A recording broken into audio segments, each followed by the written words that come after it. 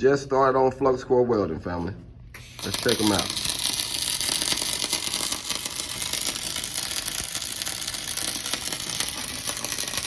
We got them running on 22 volts and 260 on the amperage. His first time doing it, family.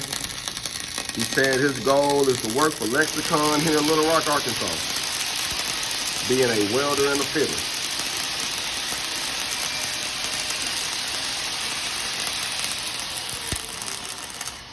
Woo! Let's check him out. Woo! Fam, that's his first one, fam. We'll let it cool a little bit. And we're gonna knock a little slag off of him and see what he's working with, fam. I think he's working with him awesome. Woo! Lexicon, he said he coming for you. All gone.